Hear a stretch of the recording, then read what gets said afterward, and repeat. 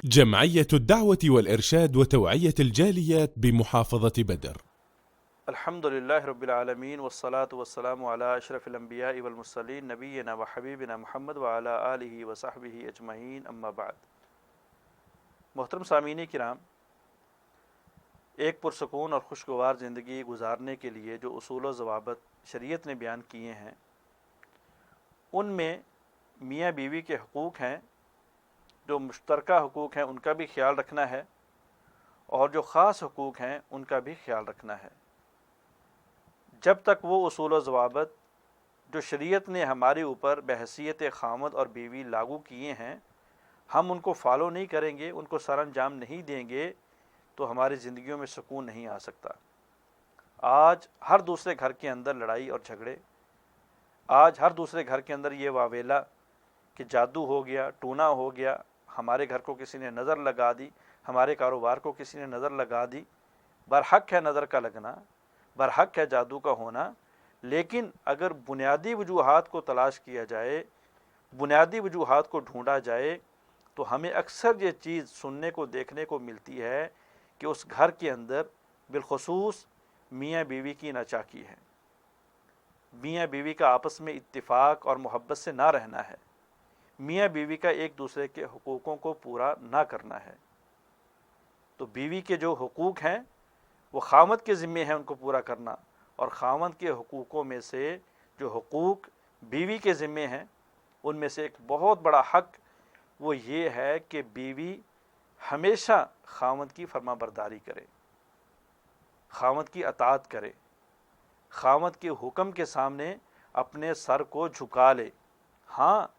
یہ ایک قاعدہ مسلمہ ہے، مسلم اصول ہے کہ کوئی بھی دوسرا شخص اگر آپ کو اللہ کی معصیت کا حکم دیتا ہے،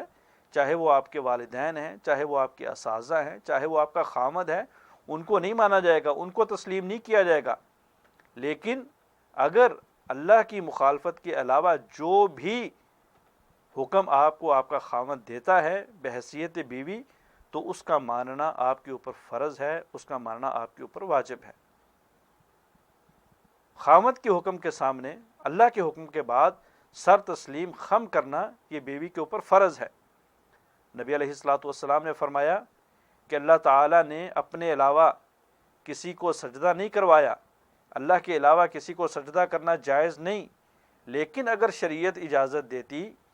کہ رب کے علاوہ کسی کو سجدہ کرنا جائز ہوتا تو میں بیوی کو حکم دیتا کہ وہ اپنے خامد کو سجدہ کرے۔ نبی علیہ الصلوۃ والسلام نے فرمایا کہ وہ عورت جو 4 کام کرتی ہے، قیامت والے دن جنت کے 8 دروازوں میں سے جس دروازے سے چاہے جنت میں داخل ہو جائے۔ فرمایا پہلا کام جو عورت 5 وقت کی نماز پڑھتی ہے، دوسرا کام جو رمضان کے روزے رکھتی ہے، تیسرا کام اپنے خاوند کے حکم کی تعمیل کرتی ہے، فرما برداری کرتی ہے، اور چوتھا کام کہ اپنی شرمگاہ کی حفاظت کرتی ہے۔ خاوند غائب ہے، خاوند پردیس میں ہے، خاوند شہر سے باہر ہے، تو اس کی شرمگاہ کی حفاظت کرتی ہے۔ یہ 4 کام کرنے والی عورت کو قیامت والے دن ندا لگائی جائے گی، آواز دی جائے گی کہ جنت کے 8 دروازوں میں سے جس دروازے سے چاہتی ہو داخل ہو جاؤ۔ حالانکہ جنت کے دروازے مختص ہیں، روزے داروں کے لیے الگ سے ہے، جہاد کا دروازہ الگ سے ہے، نماز کا دروازہ الگ سے ہے، سارے لوگ یہ عمل کرنے والے ان دروازوں سے جنت میں جائیں گے، لیکن 8 دروازوں میں سے جس دروازے سے اپنی مرضی سے داخل ہونے والی عورت وہ ہے جو ان 4 چیزوں کے اوپر عمل کرتی ہے۔ پیغمبر علیہ الصلوۃ والسلام سے پوچھا گیا کہ اللہ کے رسول سب سے افضل عورت کون سی ہے، سب سے مبارک عورت کون سی ہے؟ فرمایا جو 3 کام کرتی ہے۔ پہلا کام کہ جب اس کا خاوند اس کو دیکھتا ہے تو وہ اس کو خوش کر دیتی ہے، اپنے لباس کے ذریعے، اپنی گفتار کے ذریعے، اپنے اٹھنے بیٹھنے کے ذریعے۔ دوسرے نمبر پہ فرمایا کہ جب اس کا خاوند اس کو حکم دیتا ہے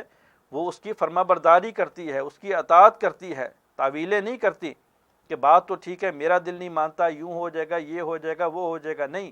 بلکہ جو خاوند نے کہا فوراً اس کو تسلیم کر لیا۔ اور تیسرے نمبر پہ فرمایا کہ جو عورت اپنے خاوند کے مال کی بھی اور عزت کی بھی حفاظت کرتی ہے۔ اللہ سے دعا ہے کہ اللہ رب العالمین ان خصوصیات کو اپنا کے، ان صفات کو اپنا کے ہمیں بھی ان انعامات کو حاصل کرنے کی توفیق عطا فرمائے۔ السلام علیکم ورحمۃ اللہ وبرکاتہ۔